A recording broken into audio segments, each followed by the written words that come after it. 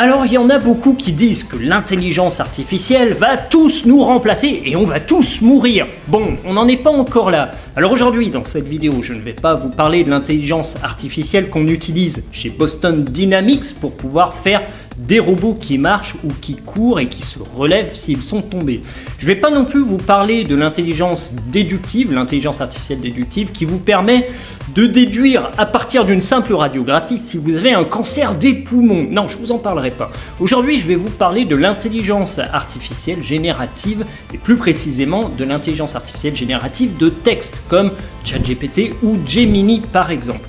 Alors aujourd'hui, je vais vous donner quelques techniques, ce que moi j'utilise assez fréquemment avec l'intelligence artificielle générative, mais vous pouvez également vous-même proposer vos techniques dans les commentaires de cette vidéo. Quoi qu'il en soit, si vous aimez le thème de cette vidéo, je vous invite à laisser un like et je vous invite à vous abonner à cette chaîne si ce n'est pas déjà fait. Et on y va, c'est parti. Alors il y a une question que tout le monde se pose, doit-on utiliser l'intelligence artificielle? Alors moi je pense que la question elle est vite répondue. L'intelligence artificielle, ce n'est pas une question de est-ce qu'il faut l'utiliser, c'est plutôt une question de quand faut-il l'utiliser. Et à mon avis, c'est à partir de maintenant, parce que l'écart va se creuser entre les personnes qui utilisent l'intelligence artificielle et ceux qui ne l'utilisent pas. Alors ça fait peur tout de suite l'intelligence artificielle parce qu'on a une capacité qui est décuplée grâce à cet outil.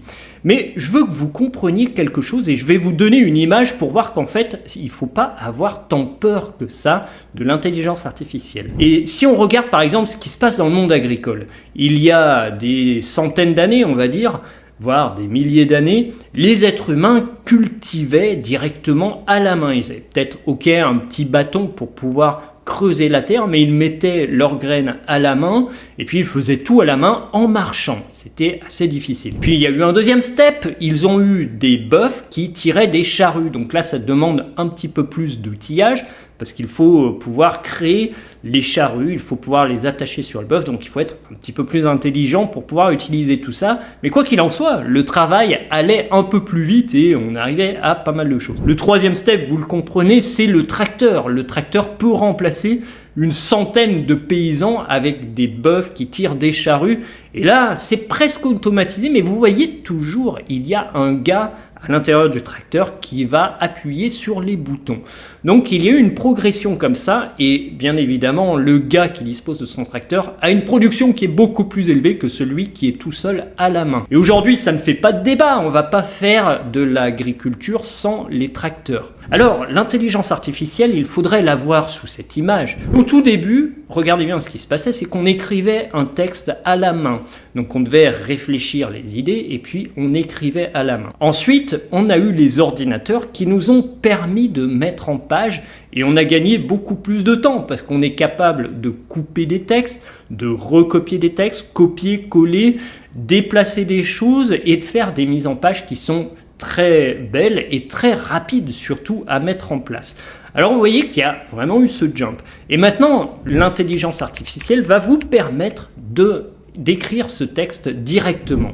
Et là, vous allez gagner un temps extraordinaire. Toutefois, il ne faut pas penser que l'intelligence artificielle va pouvoir tout faire. Il faudra toujours un être humain à la tête de cet outil.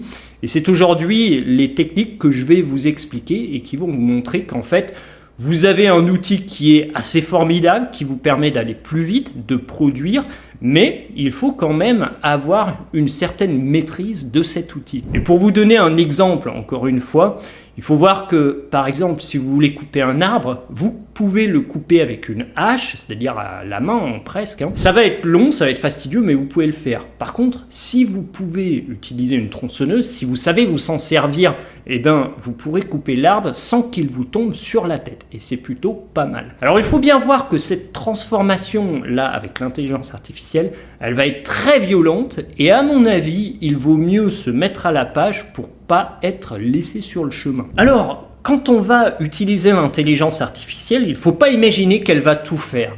Et il faut imaginer qu'il va y avoir un certain degré d'implication de l'intelligence artificielle dans le document que l'on espère générer avec elle.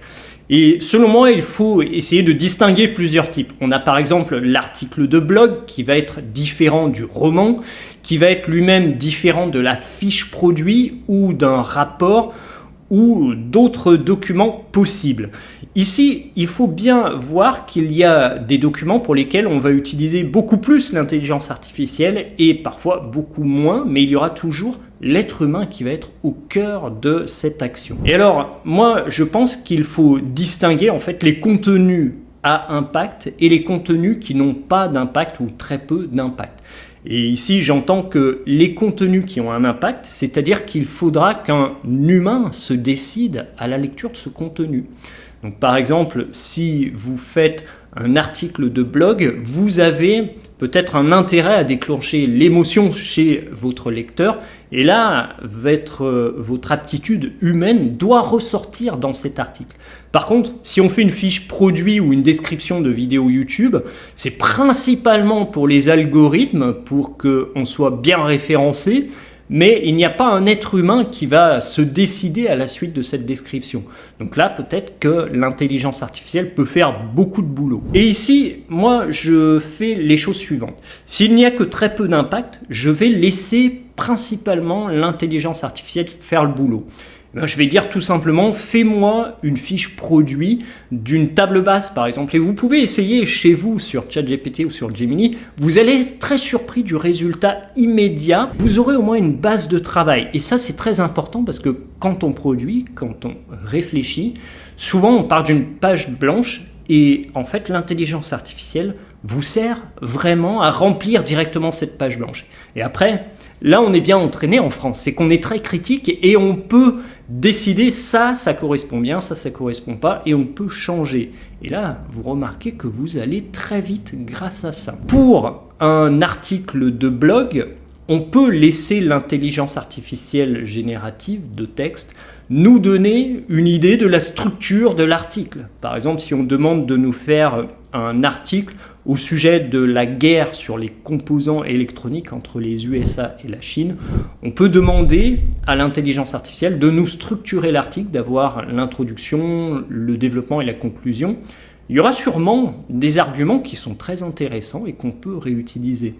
Alors, l'IA ici, elle n'aura peut-être pas des chiffres très précis ou des chiffres qui sont assez récents. Et là, c'est votre connaissance en tant que spécialiste de la guerre entre la Chine et les États-Unis qui va pouvoir remplir ces blancs et ajouter les informations nécessaires. Vous pouvez demander à l'intelligence artificielle de vous donner une première structure. Et ici, ça conduit à mon dernier point, c'est que souvent, si vous êtes dans la production textuelle, dans la production intellectuelle, vous allez avoir des documents que vous pensez faire et vous allez faire une liste, vous allez les mettre quelque part. Et bien souvent, il y a des documents qu'on ne peut pas créer et parce qu'on n'a pas le temps, parce qu'il y a des choses plus urgentes. Eh bien, moi, j'ai pris cette sorte de résolution, c'est que s'il y a un document que je dois produire et qui attend depuis plus de 2 mois, je demande à l'intelligence artificielle de m'en produire un et comme ça, j'ai déjà quelque chose et je peux avancer assez vite.